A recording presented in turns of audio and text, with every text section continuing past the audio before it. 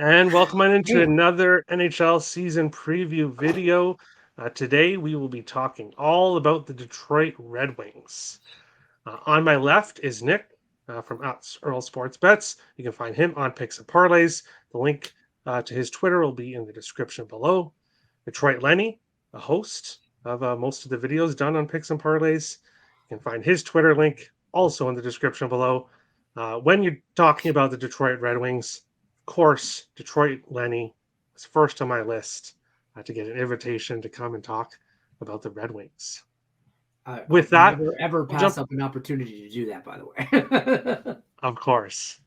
With that, we'll jump right into it and we'll start with the first segment, which is the additions and subtractions. Here, looking at what happened in the offseason here for Detroit. Um, Looking at it, the biggest addition, of course, is Alex DeBrincat, who wanted to come home to Detroit. He got his wish, and he is here in Detroit. Other additions, of course, James Reimer, Alex Lyon, who played good with Florida at points last year. So that could be a sneaky addition as well. JT Compher, Daniel Sprong, who was on the fourth line for Seattle last year, but he scored goals. He was a goal scorer despite being on the fourth line. That's a sneaky addition. Christian Fischer is a good depth add. Jeff Petrie, he is what it is, but I some love depth that. signings here in the additions category. Subtractions, the biggest one, Philip Zadina, unfortunately, just didn't pan out in Detroit. Things just didn't really work out with him. He's off to San Jose.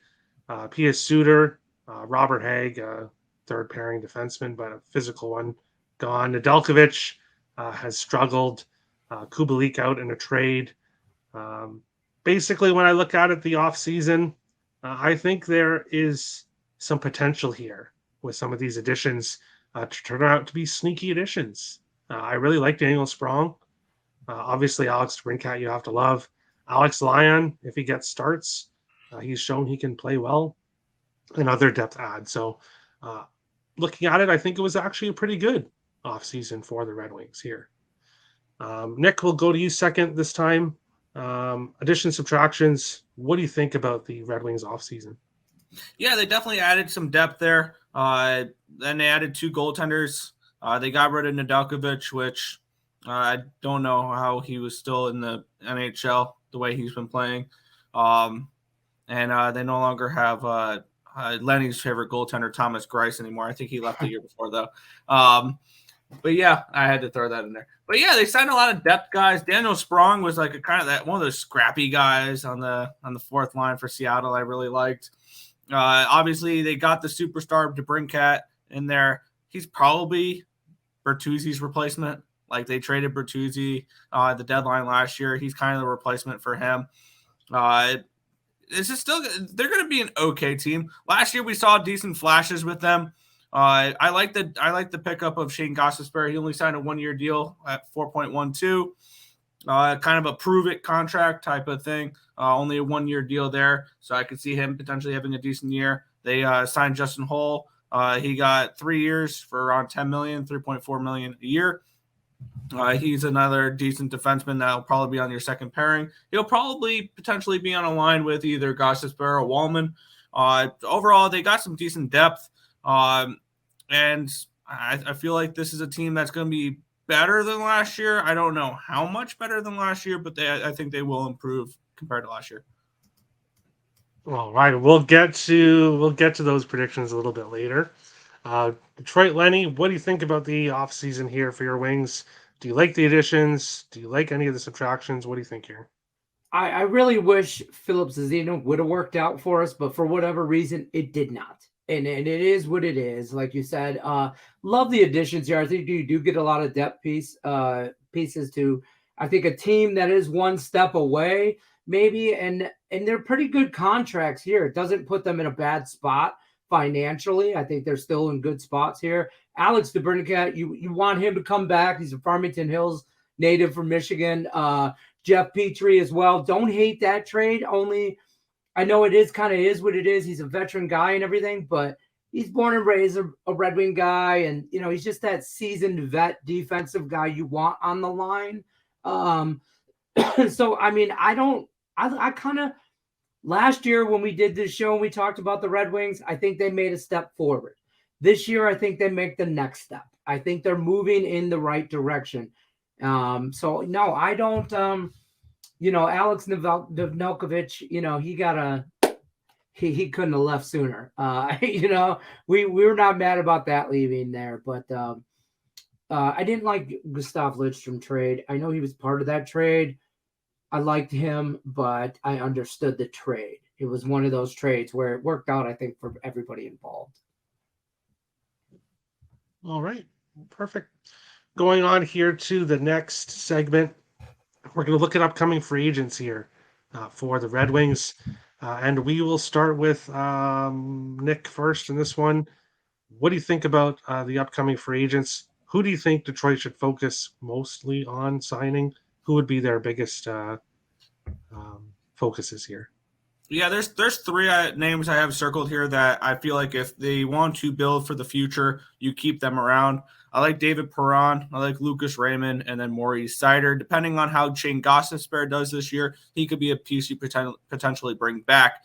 Now the goaltender is James Reimer. I think he's expendable, especially when they have Sebastian Hossa coming up soon. I think will be their goalie of the future potentially. So they can keep him with Husso. The goalies, they are what they are. I don't think that they're going to make any type of impact. It's Lucas Raymond, which right now he's only making $925,000 this season. He's going to get a pay increase when his contract negotiations come back. And then David Perron's making $4.75 this year. I could see him potentially testing the markets at the end of this year.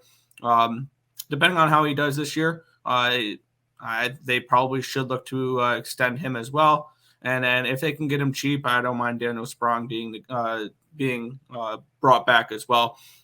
Once again, it also depends on how these guys do this year, what type of production we see from them. But probably the names I have circled are Seider, Perron, and the biggest one is Lucas Raymond, I think, in my opinion.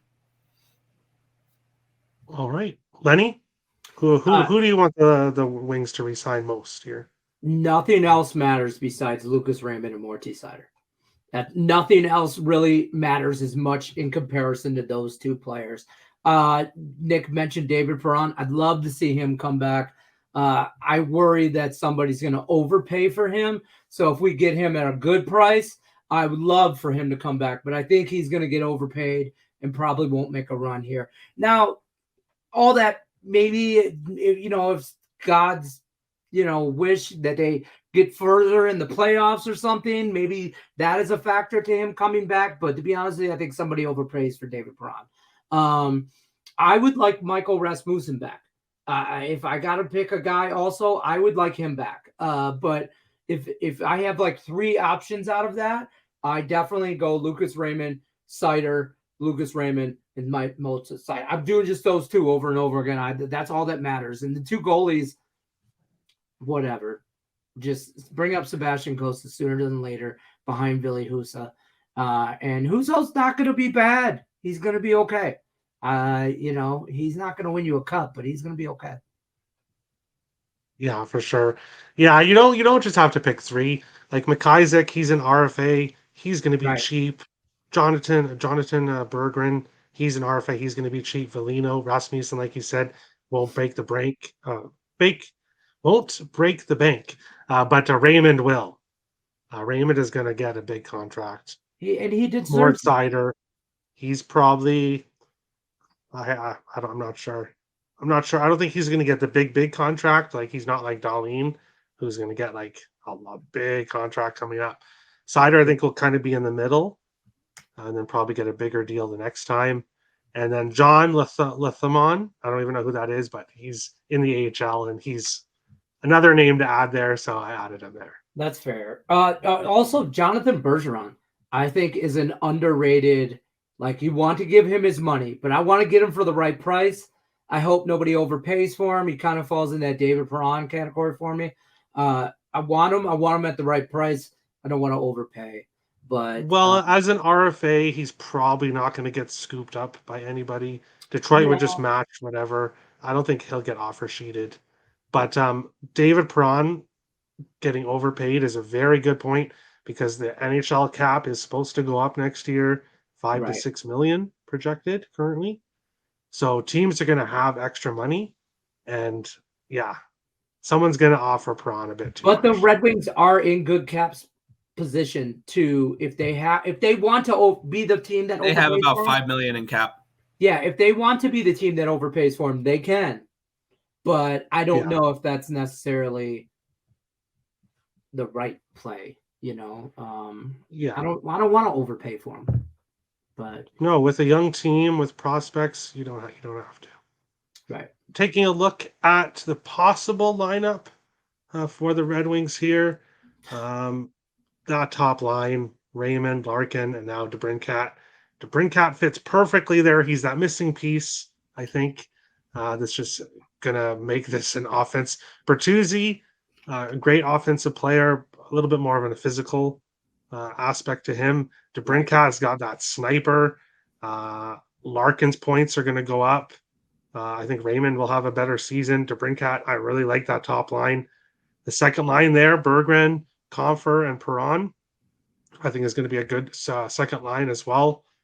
The third line, I really like Daniel Sprong. I do.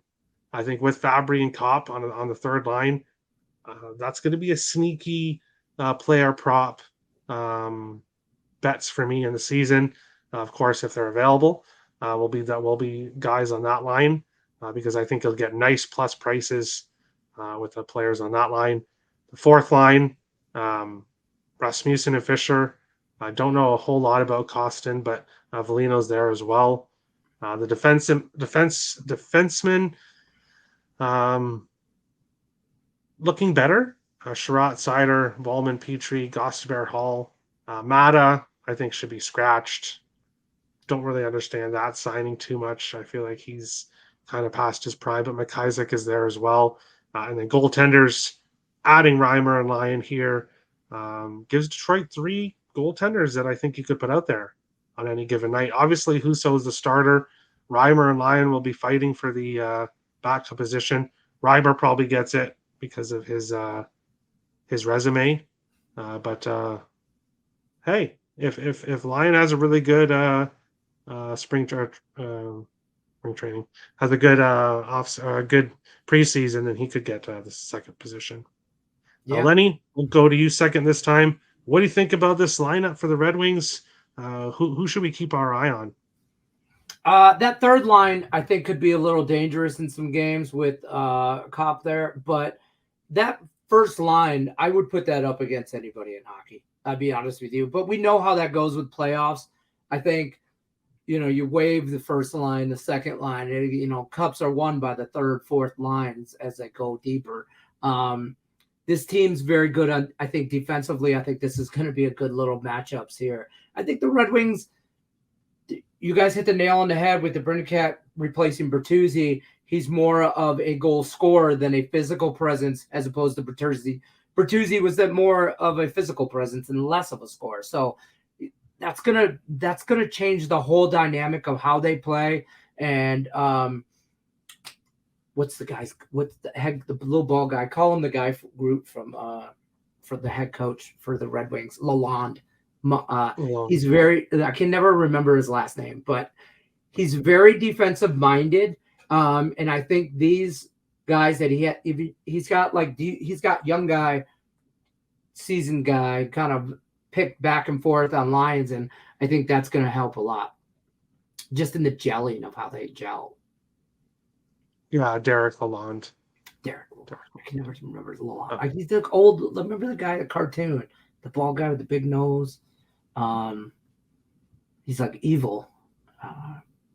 In the little Minions, in the Minions movie, it looks like that guy. Sorry, I don't know. Gru. Thank you. Yes, that's who he looks like. So, my bad. He's awesome, though. No worries. Nick, what do you think about the Red Wings lineup here? Yeah, this could be a fun team. I definitely think DeBrincat makes this team a little bit more of an over team than an under team. That with Bertuzzi, because he was more of a physical guy. Yeah, he can shoot, he can score. But I think DeBrincat brings a little bit more offensive power for that top line with Raymond and Larkin. Comper, that was somebody we forgot to mention in the signing segment. He signed a 5-year deal with them, 5.1 per year to be the second line center. I think that's a solid signing. He was good in Colorado. And having him with Perron, I think that's a nice little line there. We mentioned Sprong. That third line can be very scrappy. Fourth line is the fourth line. It's fine. Looks like a decent fourth line. I think this team will probably, we'll get into it later. But this team will be improved. I think this team looks a little bit more like we could look towards team total overs with them, with their top couple lines. I think that those top couple lines could have some player prop upside to them as well, and things along those lines. I don't mind the I don't mind the defenseman pairings there. Petrie with Wallman. I would have Gossespierre up on the second line, the second pairing probably instead of Petrie. But that'd probably just be me. And then Sider Sherrod, I think it's a good top pairing for a defenseman. I think Alex Lyon, when push comes to shove, will be the backup this year more than Reimer will be. Because I think we see a decent amount of upside with Alex Lyon. We saw what he did help get the Panthers into the playoffs last year.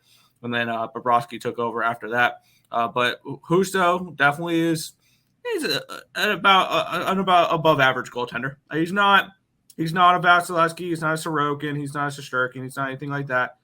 But he's not an Arundel. He's not a really bad goaltender either. He will keep you in games. He won't lose you games, but he won't win you games type of goaltender. But I think this team is going to probably produce a little bit more overs this year. I think with some of their additions offensively. So I do think this is an improved lineup that we'll probably be able to see a decent amount of goals from. All right. And last up is future bets. We're going to take a look at some odds here for the Wings. Of course, Detroit has missed the playoffs for 7 straight seasons, so they will be looking to get back into it.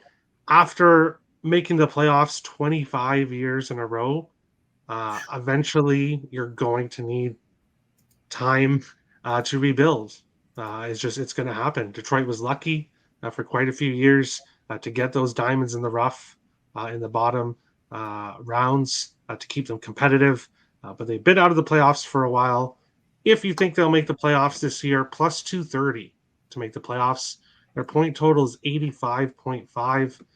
The Wings had 80 points last year, 74 the year before. So a 6-point improvement. They improve 6 points from last year. They will squeak by their point total at 86.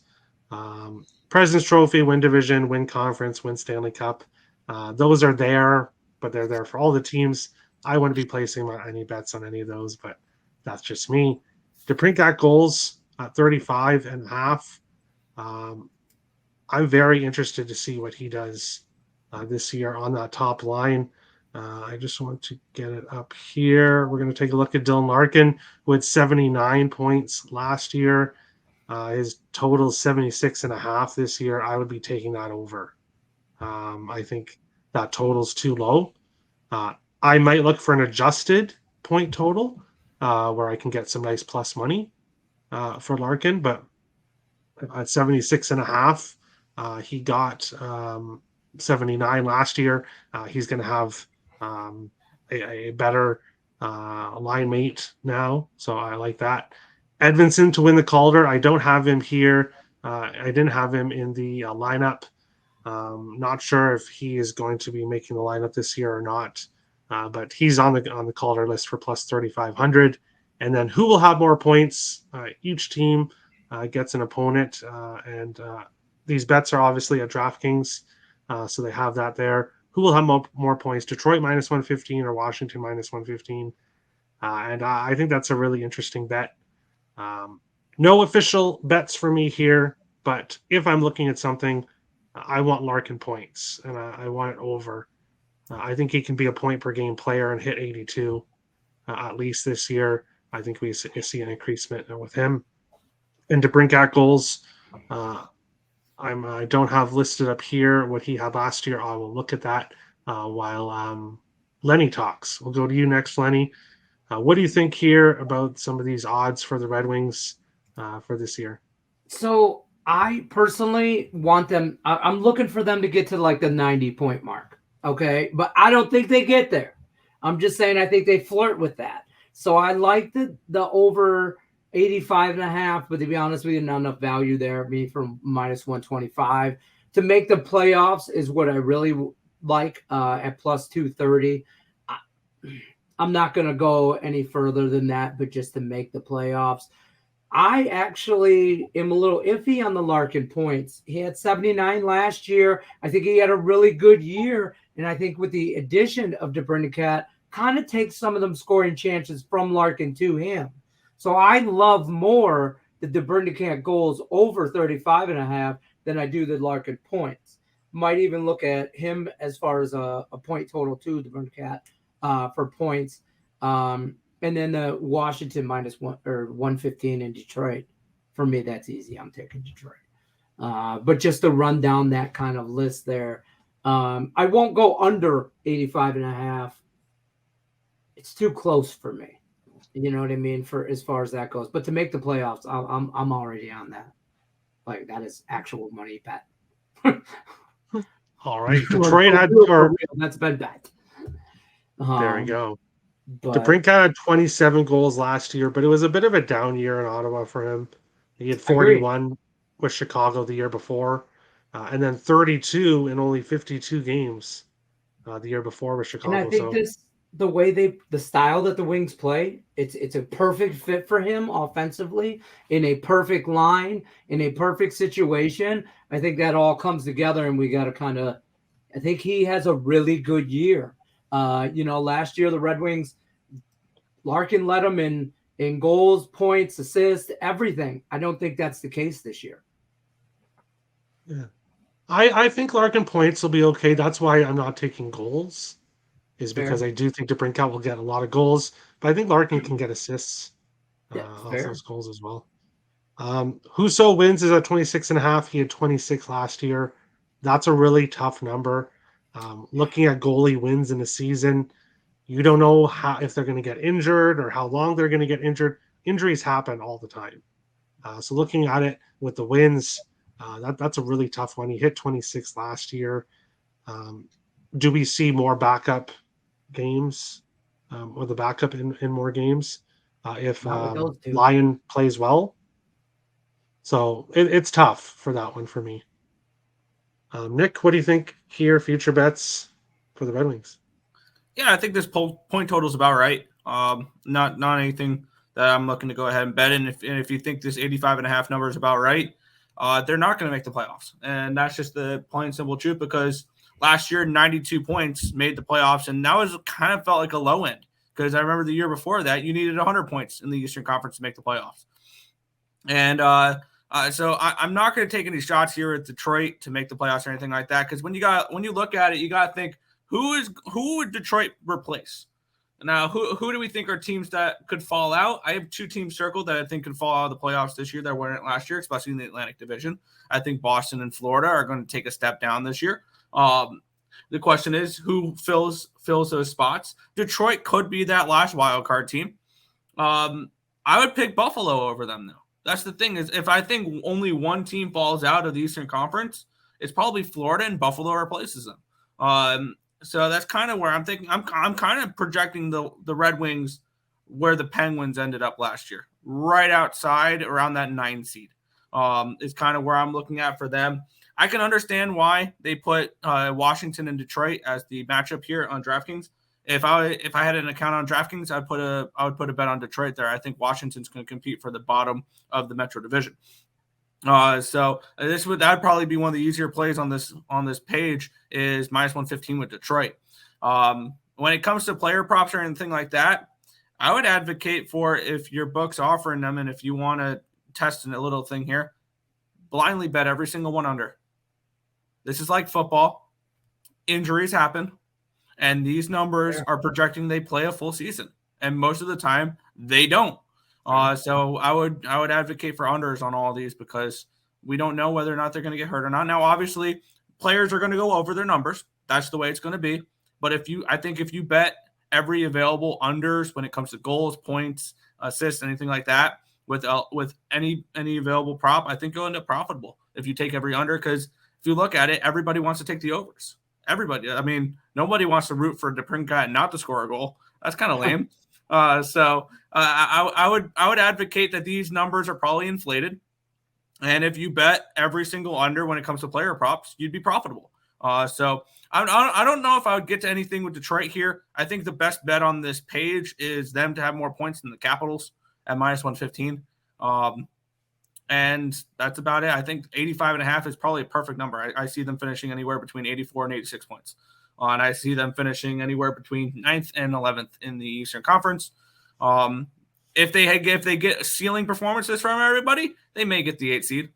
I think that should be the goal for the Washington, or for not Washington. I'm staring at Washington there. For the Detroit Red Wings is the wild card.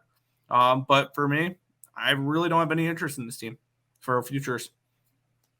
That's fair. I think they're flirting with like being that 8th seed for sure. They're in a similar spot as Buffalo too. And the Eastern Conference is tough.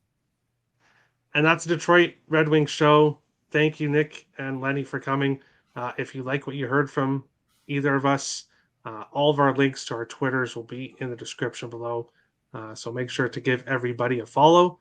And that is the Red Wings season preview show. And we'll be back for other shows. Thanks, guys. Let's go Red Wings. Thank you, everyone, so much for watching this NHL season preview show. Make sure to hit the like and subscribe buttons as we continue on breaking down all 32 NHL teams, which will lead to the regular season when the Getting Wild with Terry and Friends NHL betting show will return. Thank you, everyone, for watching. Of course, make sure to follow everyone in the description below that was on today's show to show them some support. Thank you, everybody, for watching, and we'll see you on the next show.